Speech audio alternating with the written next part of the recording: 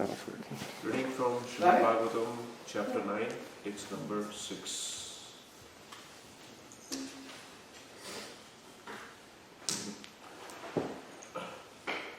Sachintayan dravyaksharam ekadambashi. Sachintayan dravyaksharam ekadambashi. Upashrunod virkatitam vacho vibhu. Upashrunod virkatitam vacho vibhu.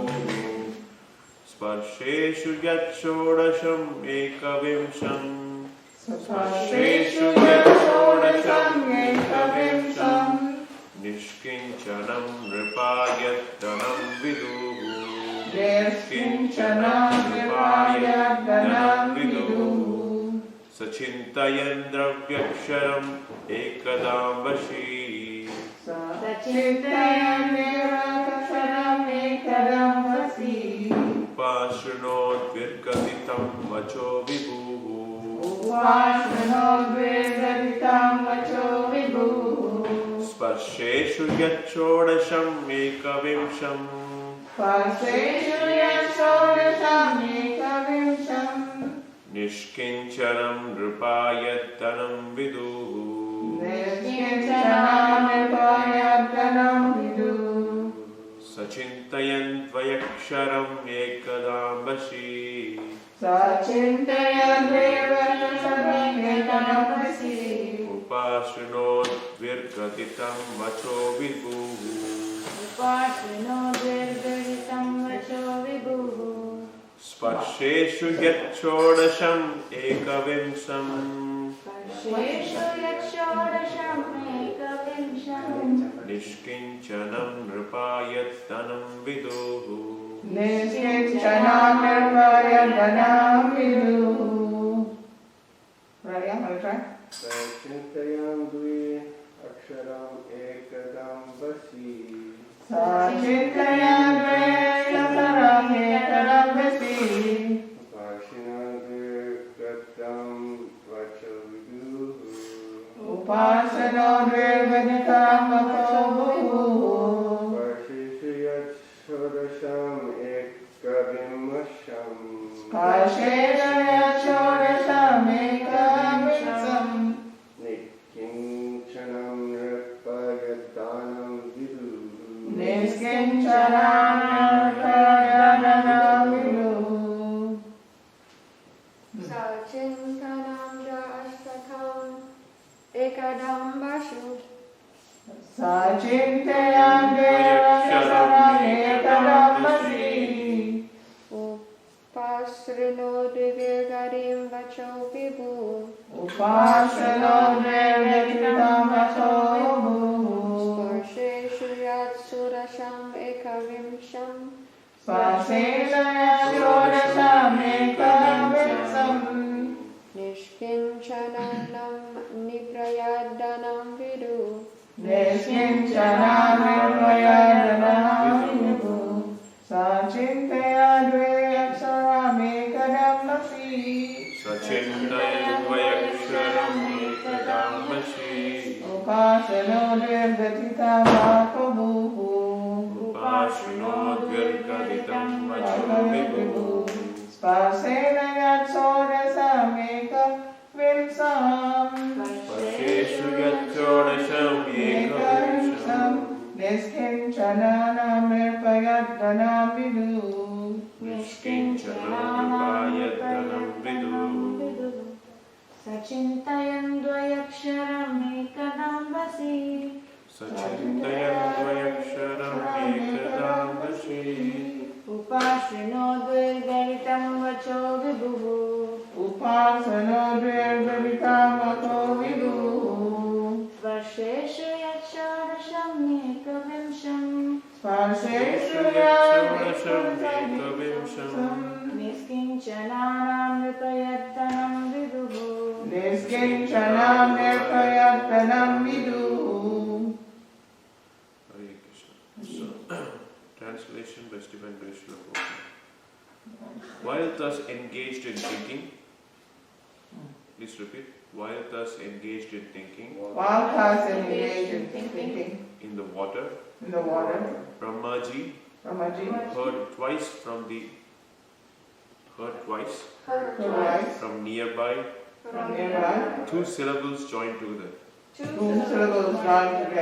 One of the syllables was taken from 16, One of the syllables was taken from 16, and other from 21st of the Sparsha alphabets.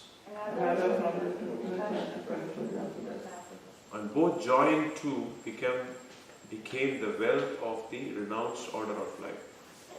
Both joined together became the renounced order of life. Became the wealth of the renounced order of life. Purport by Srila Prabhupada. Jai Srila Prabhupada. In Sanskrit language, the consonants alphabets were divided into two divisions, namely the Sparsha Varnas and the Talavya Varnas. From Ka to Ma, the letters are known as Sparsha Varnas, and the 16th of the group is called Tha, whereas the 21st letter is called Pa. So when they are joined together, the word Tapa, penance, is constructed. This penance is the beauty and wealth of the Brahmanas and the renounced order of life. Hari Om Tat Sat Om Jnana Timirantasya Jnananjana Sulakaya Chakshurunmilitam Yena Tasmai Shri Gurave Namaha Shri Chaitanya Manobishtam Sthapitam Yena Bhutale Swayam Rupa Katamakyam Dadati Swapadantikam Vandeham Shri Guru Shri Utapadakamalam Shri Gurun Vaishnavamscha Shri Rupam Sagrijatam Sahagana Raghunatarmitam Tam Sajivam Sadvaitam Savadutam Parijana Sahitam Krishna Chaitanya Devam Shri Radha Krishna Padan Sahagana Lalita Shri Vishnakan Vitamascha Mukam Karoti Vachalam Panghum Langayate Gitim Yat Kripatamaham Vande Shri Gurum Dinatarinam Paramanandamadavam Shri Chaitanyam Ishwaram Nama Om Vishnupadaya Krishna Prishtaya Bhutale Srimate Bhakti Vedanta Swamin Iti Namine Namaste Saraswati Deve Gauravani Pracharine Nirvishesha Shunyavadi Paschatya Deshatarine Jaya Shri Krishna Chaitanya Prabhu Nityananda Shri Advaita Gadadhara Shri Vasadi Gaura Bhakta Vrinda. Everyone. Hare Krishna, Krishna Krishna, Hare Hare, Hare Rama, Rama Rama, Hare Hare. Chakalpatarvyasya Kripasindhavyasya Bhaktam Bhavaniko Vaishnavebhyo.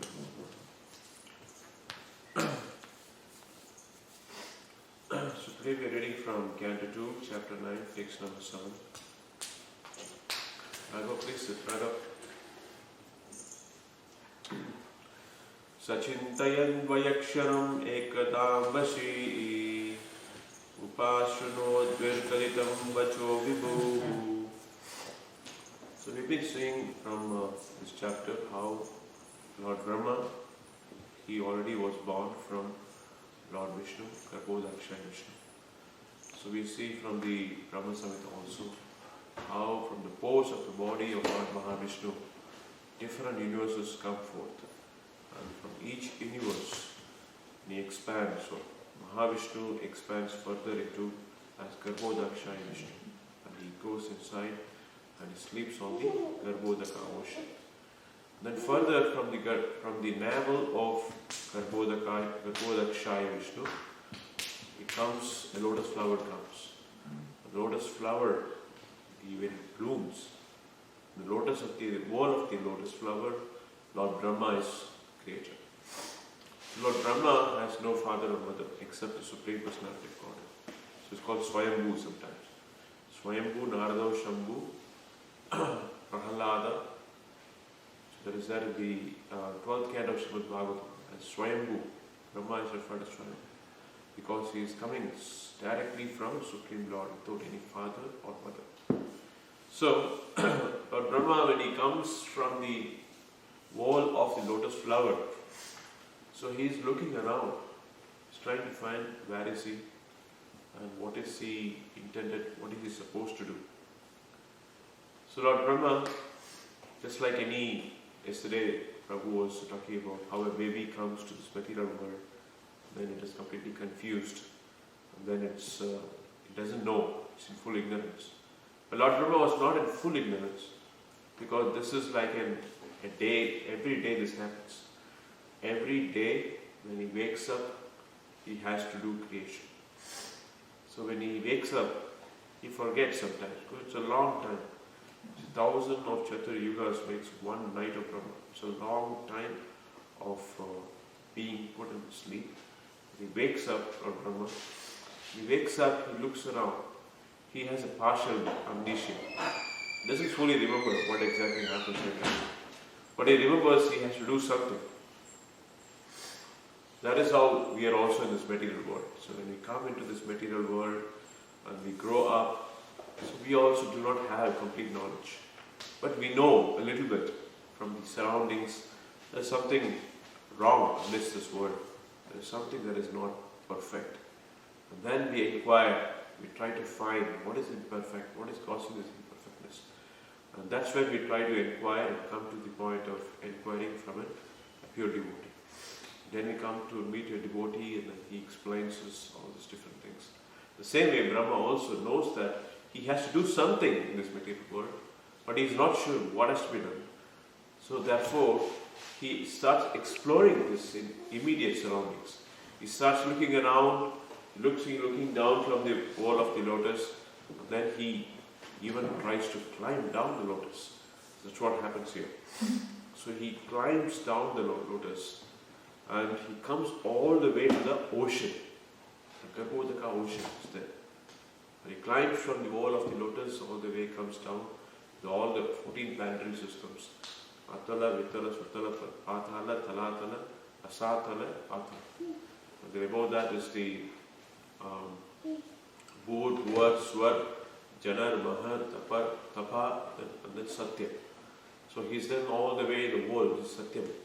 From there he starts descending down and comes down to the bottom of the lotus, where the lotus stem meets the water. And it appears from this verse that he has done this multiple times. So it says, Ekada Ambasi. Ekada means once. So he's done multiple times. When he comes down, one of those times, the last time, definitely. So he comes down, then something happens. This is what this verse talks about. So Ambashi means water. So when he comes down one of those many times, he upashranod virkaditam vacho viru. So he hears from very close by. He hears. Upashranod means very close by. So Shruna means close, very hearing. And not just once, he hears twice. Virkaditam. So now we have to find what was that he heard. So somebody spoke to him from a very close quarters, 2 words, 2 syllables, twice. Viaksharam, Virkaditam. 2 syllables, twice. So what was he that he heard? He heard 2 syllables. Dvai aksharam. Sparsheshu yat shodasham ekavimsham. So, Prahalad, what is Shodasham? What does Shodasham mean? Shodasham is which number? Ekadasha, Dvadasha, Triyodasha, Chaturdasha, Panchadasha, Shodasha. 16. And then, what is Ekavimsham? Ekavimshati. 21. Yes. So 21st and 16th syllable. So when they combine together, so a word results. That word is tapa. Tha and pa. Tat, tha, tha, dan, na. And then pa, pa, ba, ba, ma. So tha and pa. They combine together, word tapa results. And last line, this is actually all narrated by Shukadeva Goswami. So he says, Nishkinchanam nirpaya dhanam viduhu. So what is this word special? What is specialty about this word? This word is the wealth of the Brahmanas, or the wealth of the twice born Brahmanas. So why it is called the wealth? That's what you're going to see today. Nishkinchana means someone who doesn't have anything. Akinchanam, nishkinchanam. Nothing is there with them. And that is the wealth. Rupa means wealth. Yet dhanam viduhu. That is a dhanam. It's the wealth of this twice born, pure Brahmanas. So, the wealth of the twice born Brahmanas, they don't go for work. Brahmanas, they don't engage in any kind of occupation. Brahmanas' only occupation is patana padana, yajana yajana, dana pratigraha. So patana means reading, padana means educating, patana padana, yajana yajana. So doing yajna or teaching about yajna, dana pratigraha. So he accepts any charity given to him or he gives charity, pratigraha, to others. So that is the only occupation of a Brahmana. So Brahmana does not engage in occupation. So those Brahmanas who are engaged in these activities, so their wealth is only tapaha. Tapaha is austerities. The word tapaha is very important. There are two words, tapaha and tapaha. Tapaha means austerities, doing austerities voluntarily. So whereas tapaha means being put into sufferings involuntarily. So tapaha and tapaha is two important words, slight changes. So if someone, meaning is that if someone does austerities voluntarily, then he doesn't have to be forced into involuntary suffering. It's very important to understand. Repeat that again. If someone does austerities voluntarily, he is not forced to do involuntary suffering, forced to undergo involuntary suffering. Meaning to say that if someone takes up austerities voluntarily, then he automatically burns up his past karmas. Because he is stressing his body, stressing his mind. So automatically the past bad karmas are burnt. So if they do not do that, then suffering is involuntarily forced upon. So they are forced into different kinds of situations, how they undergo the reactions to their past actions. So the options that we have is tapaha or tapaha. Says human body, someone got a human body.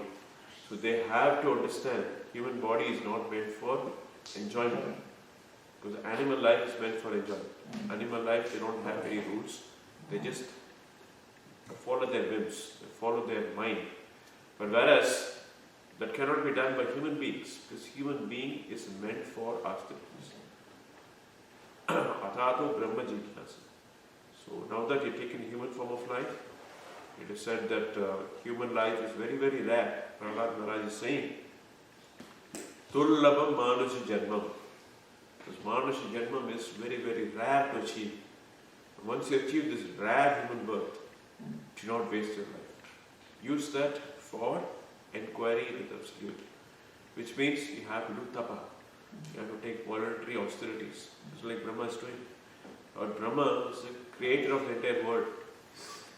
And he also has to take austerities. Imagine how many times you would have climbed down and climbed up. So we cannot even walk a little distance, right? So, but imagine climbing down the 14 planetary systems and going up many times. So it is such an austerity that he has taken.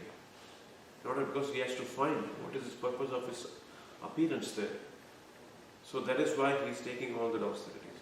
And on the top of it, he is hearing this word tapaha, which means continue to do austerities, meditating upon the Supreme. So he understands his voice is coming from the absolute Supreme Person. And he is indicating him to follow this tapa, path of austerity. So this path of austerity is, then we continue to hear from further in the same chapter, how Brahma does this austerity for thousands of years, of demigods years. Prabhupada also gives calculation what is demigods years. So that So demigods, one day is 6 months of human calculation. 6 months of our year is one day of Brahma. 6 months of the rest of the year is one night of Brahma. So imagine, like that, thousands of years, Lord Brahma is doing the meditation on the Supreme Lord. Then comes the Supreme Lord, he appears in front of him and he gives him the ultimate benediction. So he asks Lord Brahma, what benediction you want? So Supreme Lord coming in front of us and asking us what benediction we want.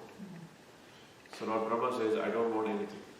I just seeing you face to face is the greatest benediction I can think of.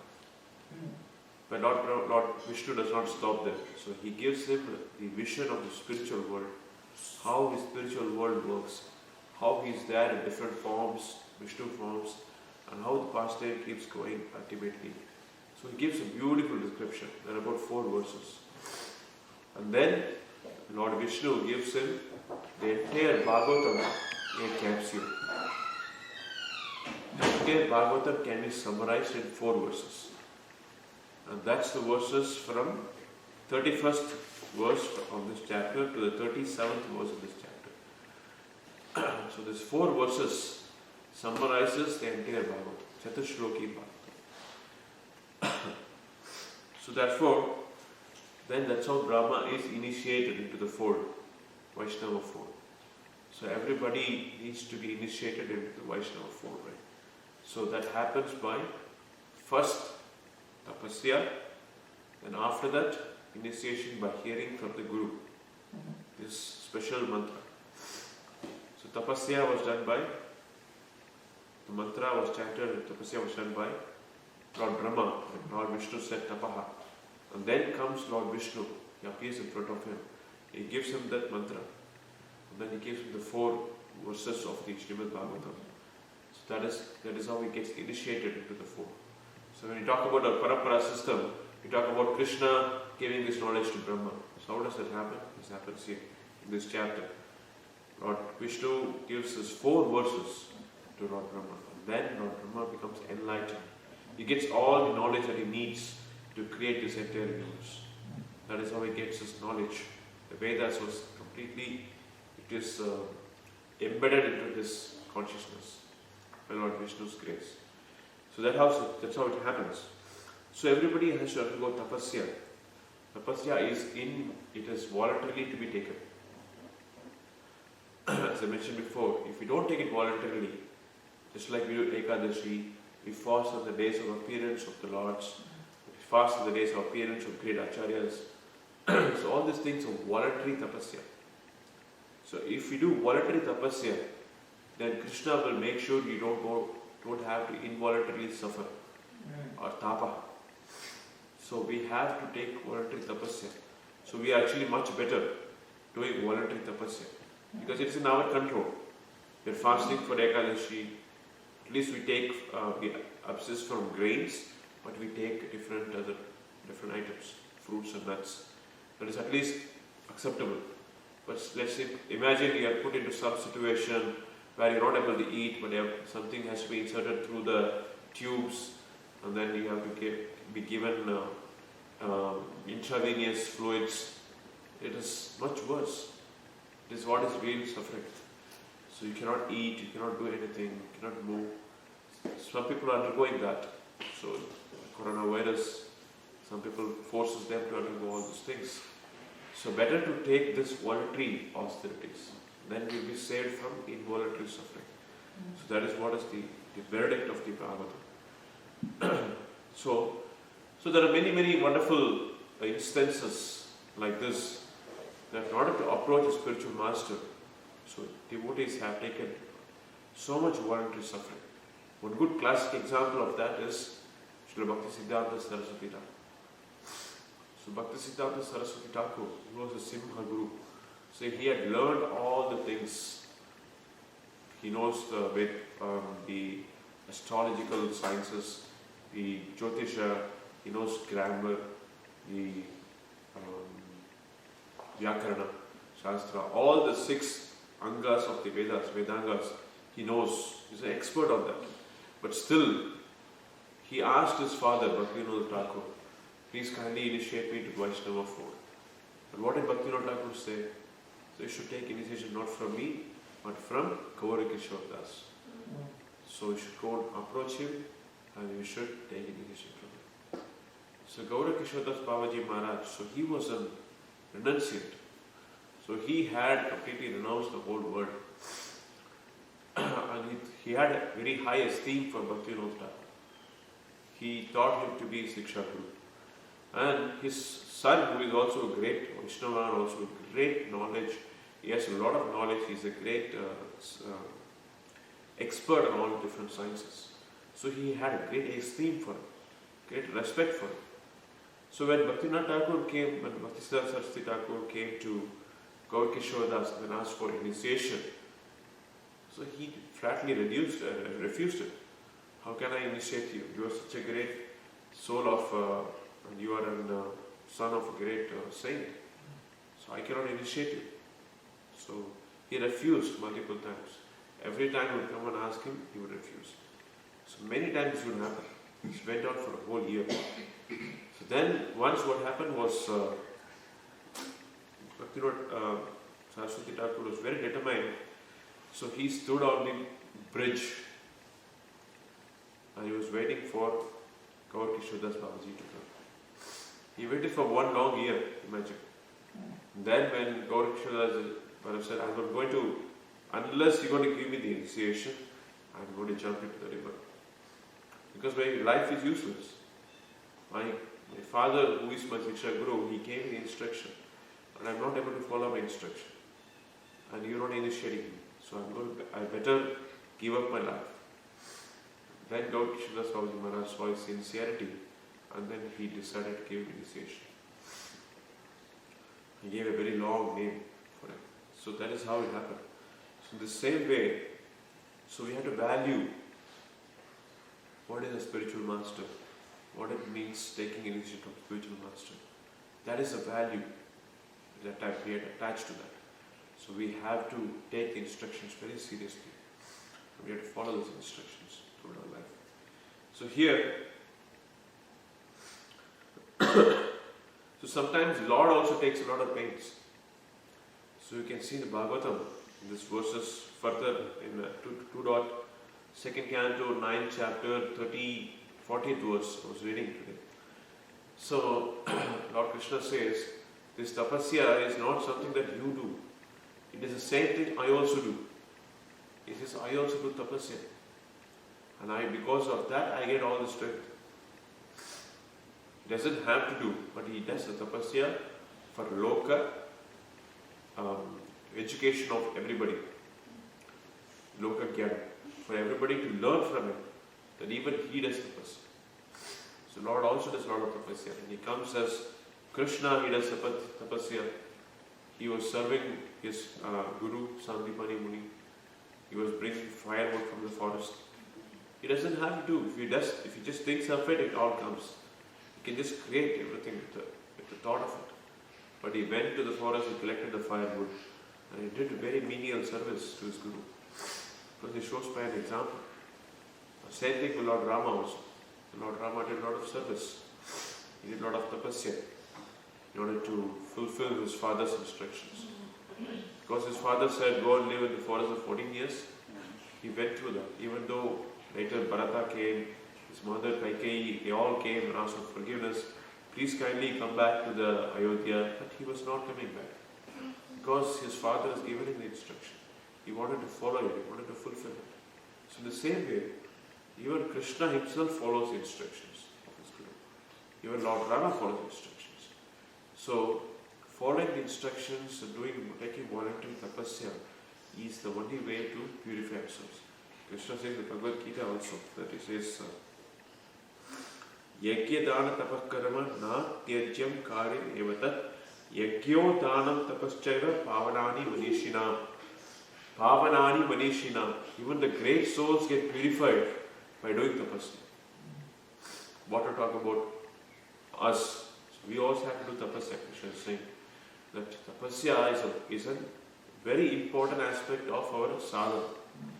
So, even great souls, Pavanani Manishina, so Manishina, Mana Isha, Manushya's Isha, so great souls.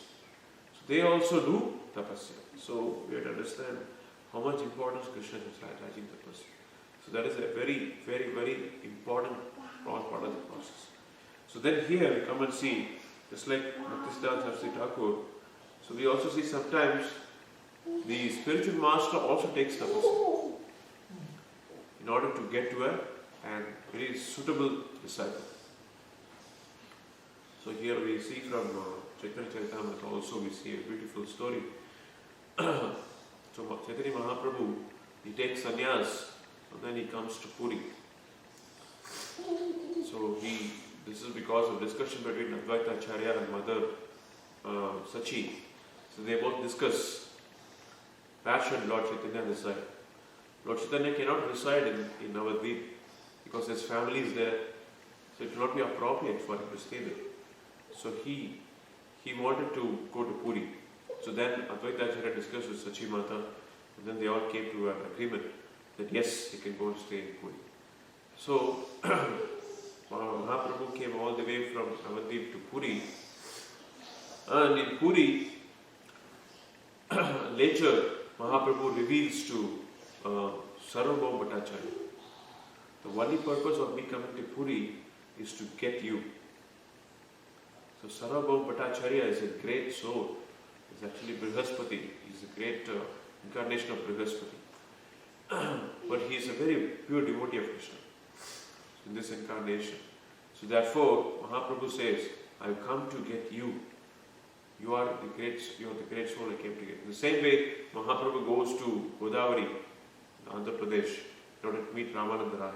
So these are the great jewels that they all come for the pastime of Mahaprabhu. It is in Bhagavatam that Krishna Varna Pusha Krishna Sango Pangastra Parshadam. So when Krishna comes, all the great associates comes. And sometimes Krishna goes and finds them.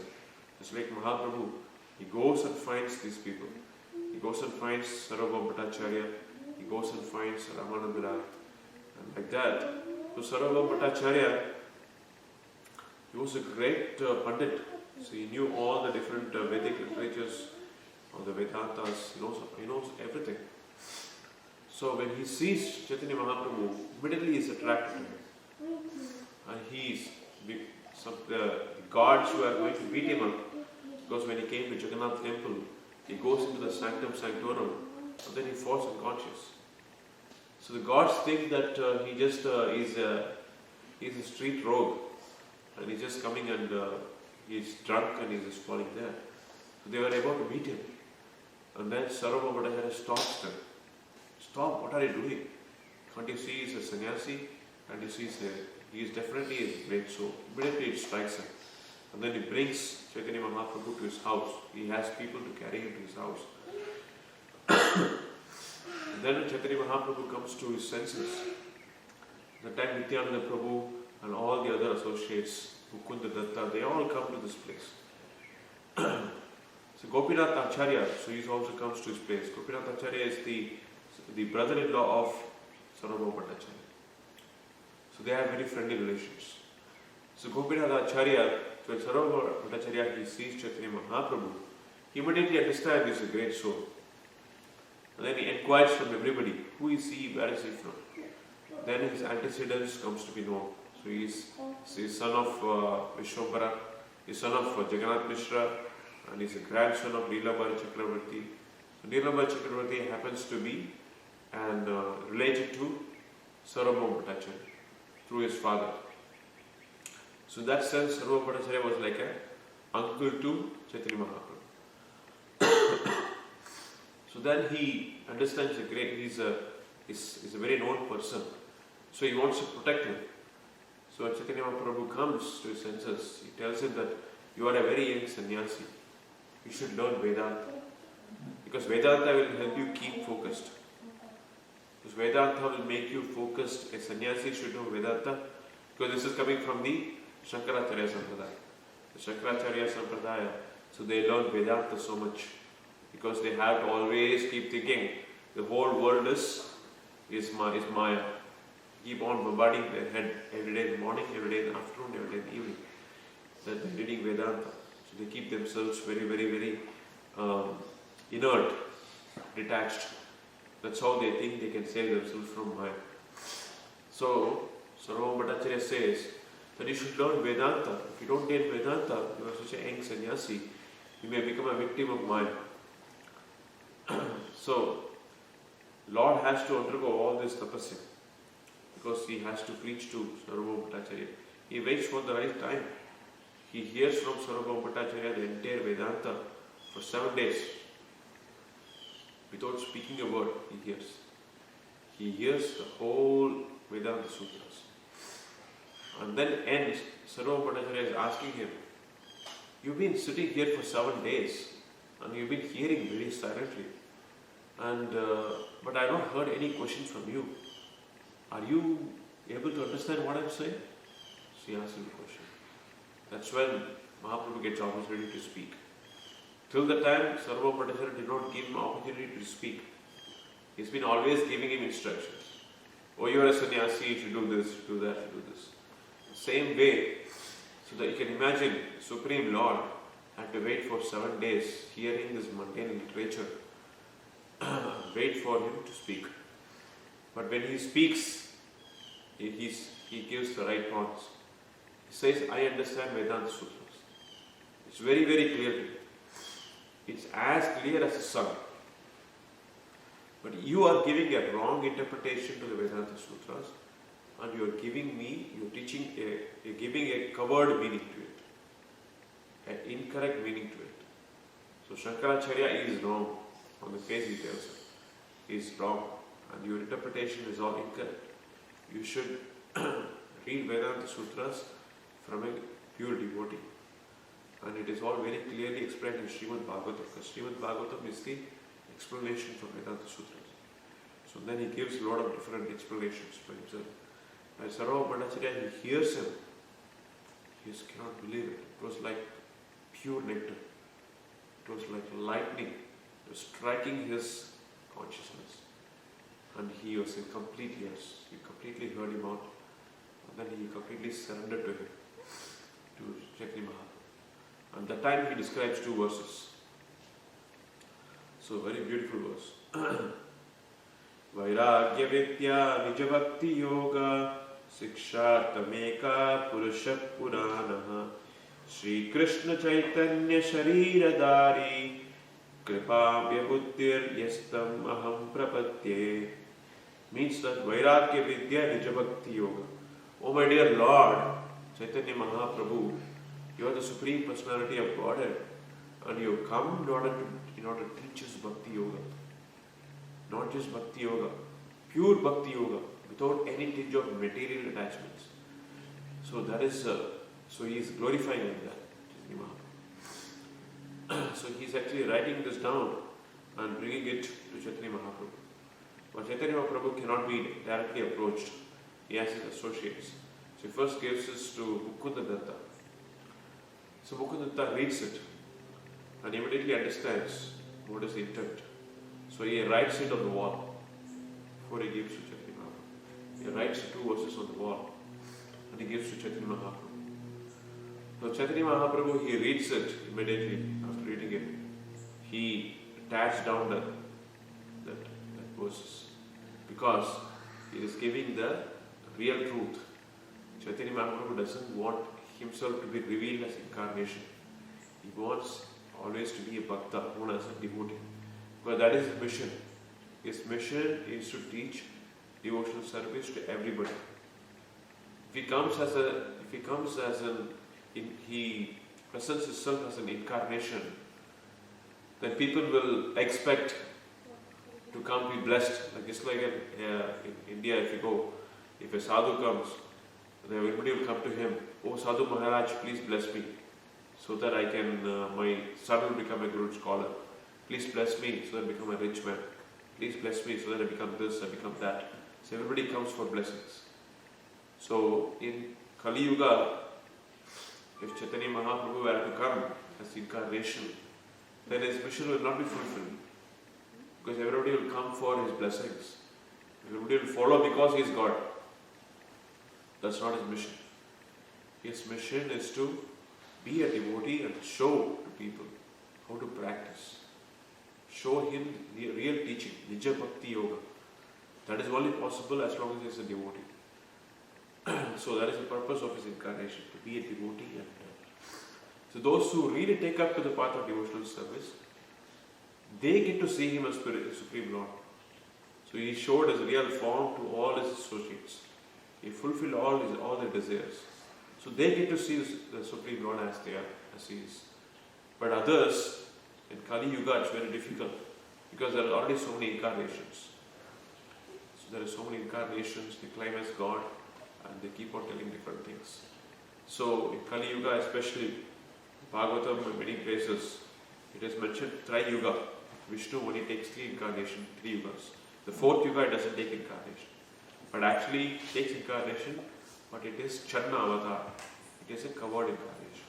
So that's why Chaitanya Mahaprabhu did not want it to be revealed. So he gave that vision to Sarvabhaumacharya.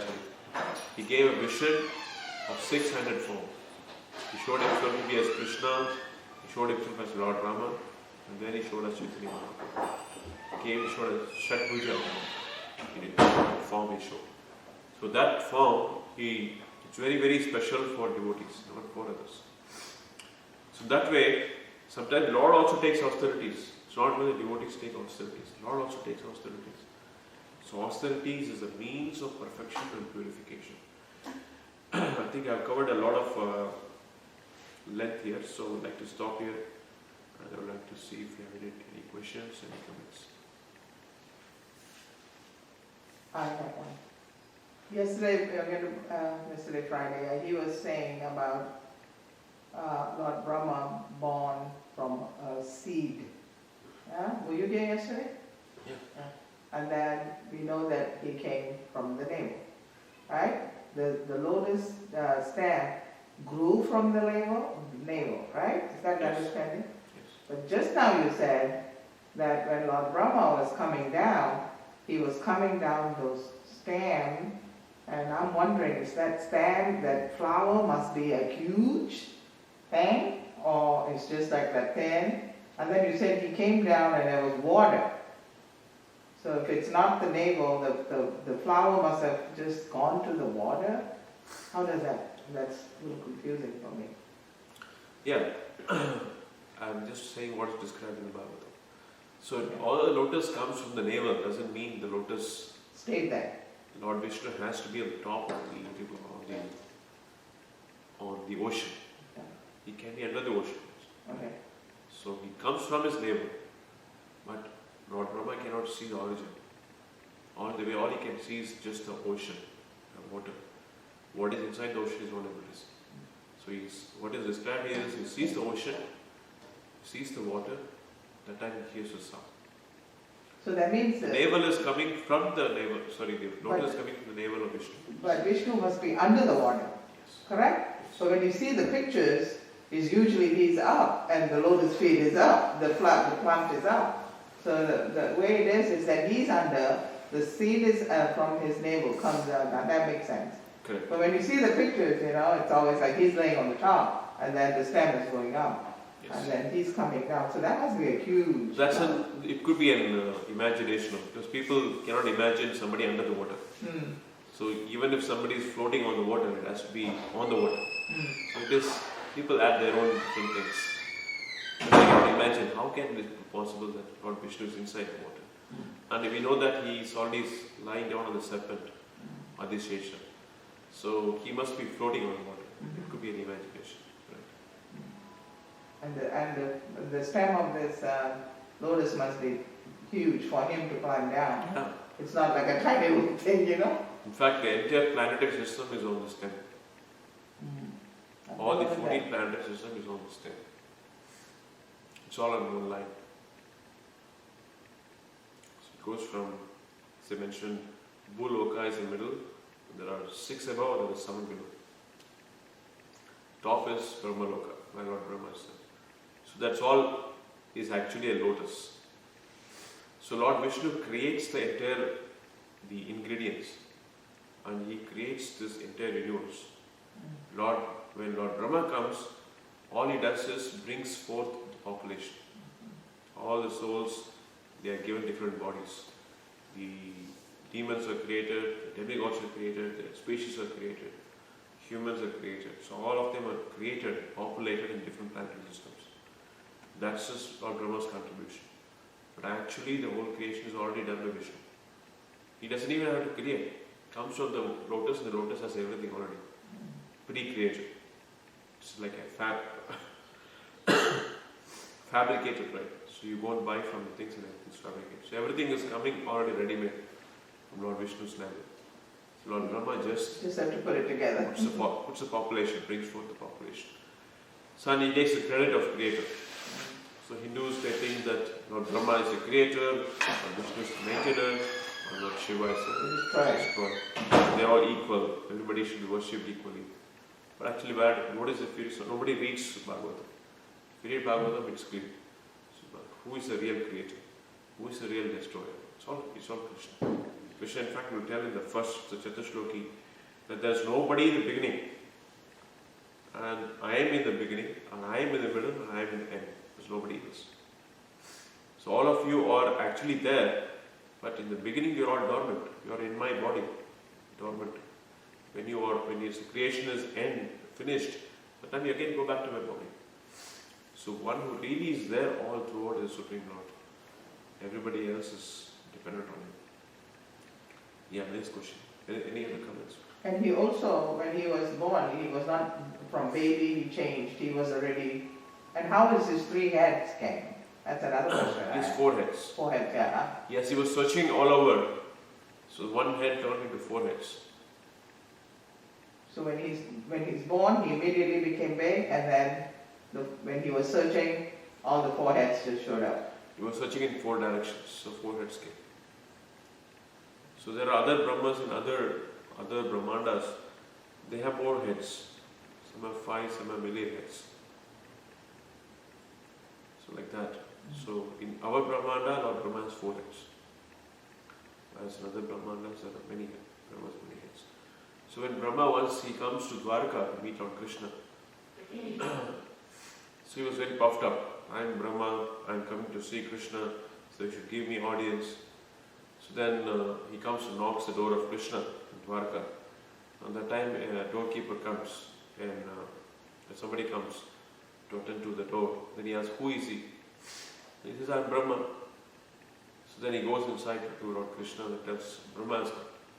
Krishna asks him, he knows Brahma is very, very puffed up and will teach him a lesson. So he asks, which Brahma are you? Go and ask which Brahma. Then the door person, he comes and asks, which Brahma are you? He didn't know there was another one. I remember the story. So when he comes and meets Krishna finally, he asks, Krishna, why did you ask which Brahma? Are there other Brahmas? And then Krishna just smiled.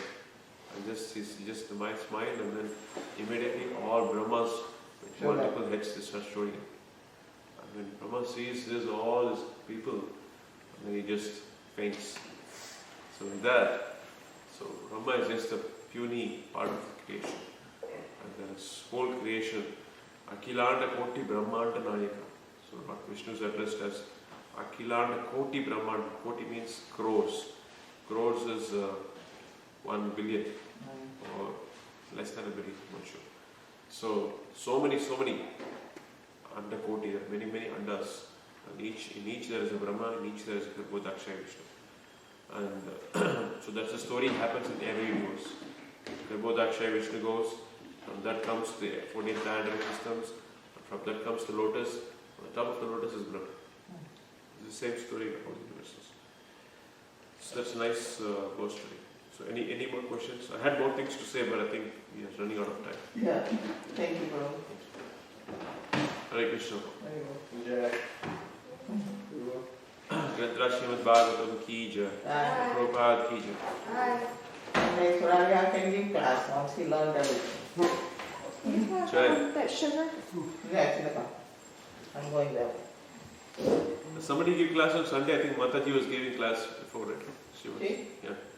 Here sometimes she has to be told by Gopala Ranjana Prabhu. But tomorrow is your wife, right?